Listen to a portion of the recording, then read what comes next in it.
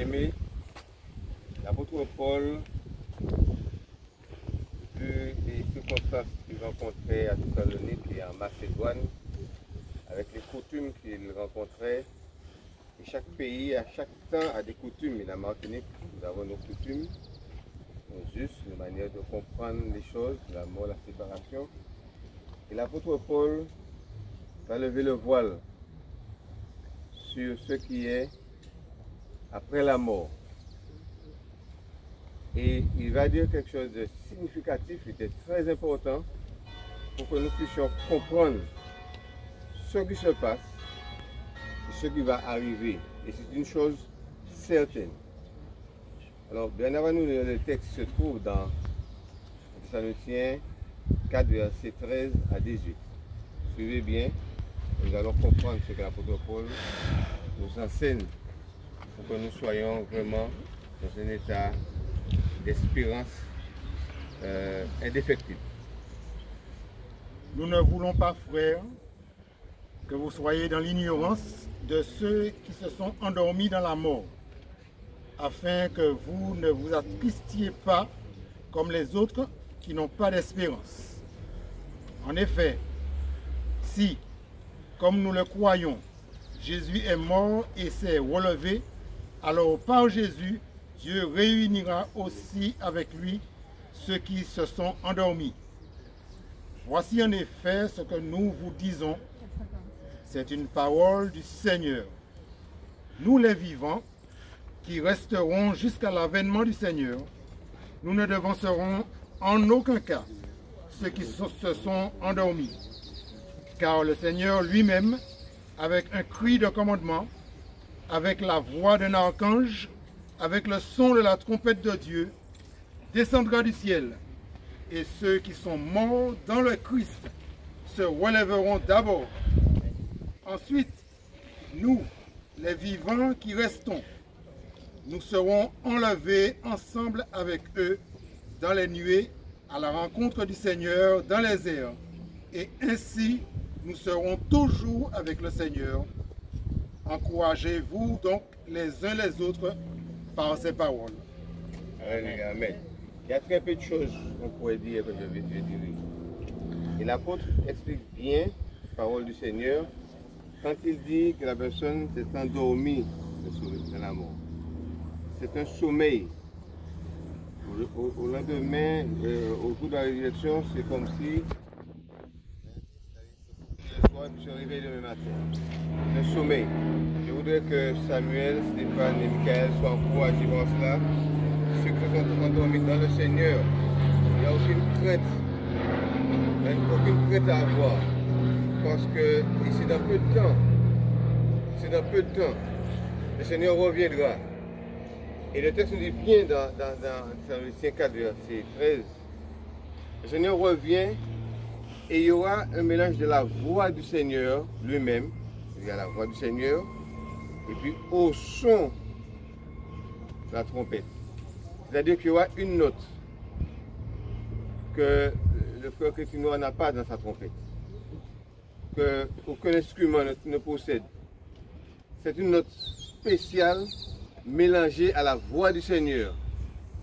Donc le Seigneur va parler et les morts vont ressusciter. Et donc le témoignage de Marie-André, sa vie sur terre, son témoignage toute sa vie, là on l'a connue, une femme très sobre, etc., qui a montré la voie à travers sa vie sur cette terre. Sa vie sur cette terre a prêché l'évangile. Et même, il y a un autre texte qui dit que le témoignage, le témoignage les suivent. Pardon. Et donc, elle a un témoignage, même dans sa mort, pour que plusieurs puissent venir à Jésus-Christ. Et au moment de la résurrection, elle sera là. Et aucun des vivants ne va la devancer. Aucun des vivants ne va la devancer. Alors, soyez encouragés par cela. Pour que notre vie, la vie de chacun, puisse refléter Jésus-Christ. La tristesse que nous avons, c'est une tristesse qui est passagère. Le Seigneur va nous encourager sur cette terre. Mais ça c'est une chose. Nous allons passer une éternité à comprendre la puissance et le pouvoir du sang, du sacrifice de Jésus. Vivons avec cette espérance de savoir que bientôt, très bientôt, le Seigneur va relever, et je ne dis pas ressusciter, mais le réveiller, voilà le mot que je cherchais. Va la réveiller du sommeil. Que Dieu bénisse toute cette famille, adore, amusant et parents alliés. Nous les amis, nous sommes tous affectés par cela, mais Dieu nous dit, courage, encouragez-vous les uns les autres. Bien sûr que notre amour soit réciproque les uns pour les autres pendant que nous cheminons dans le Seigneur. Que Dieu vous bénisse. Amen. Nous allons juste implorer la présence de Dieu et aussi demander au Seigneur de consoler toute cette famille. Donc nous prions. Notre Dieu, notre Père qui est aux cieux, nous te remercions pour ton amour envers nous. Daigne, mon Dieu, en cet après-midi, prendre en considération le cas de tes enfants, alors que nous accompagnons notre sœur dans sa dernière demeure, mais nous croyons, Seigneur, que tout n'est pas fini, parce que tu es venu sur cette terre pour faire du bien à l'humanité entière. Et tu as eu l'occasion d'assister, Seigneur, de ton ami Lazare qui était mort. Mais tu es le Dieu de la résurrection. Et nous croyons, Seigneur, dans ta parole. Nous croyons que ta parole, tu nous l'as donnée pour prouver que c'est une source de consolation pour chacun de nous. Puisses-tu, mon Père, bénir cette famille. Famille Radon et Amusant et la famille à côté. Puisses-tu leur faire du bien et les aider à comprendre, à découvrir cet amour immense qui se trouve dans ta parole, afin qu'en retour, nous tous, nous puissions, mon Dieu, te donner notre cœur avant qu'il ne soit trop tard, parce que tu reviens bientôt. Tu reviendras bientôt chercher tes enfants. Puisses-tu, mon Dieu, en cet après-midi, consoler les cœurs affligés et aussi essuyer toute larme. Nous savons dans ton royaume que tu prépares pour tes enfants, il n'y aura ni pleurs, ni cris, ni douleurs. Toutes ces choses seront passées. C'est pourquoi tu nous prépares le paradis auquel nous aurons à vivre éternellement avec toi. Ce sont les grâces que nous te demandons, Père, non pas que nous en soyons dignes, parce que c'est seulement par les mérites de Jésus que nous te prions et te demandons toutes ces grâces et pour ta gloire. Amen. Amen. Amen.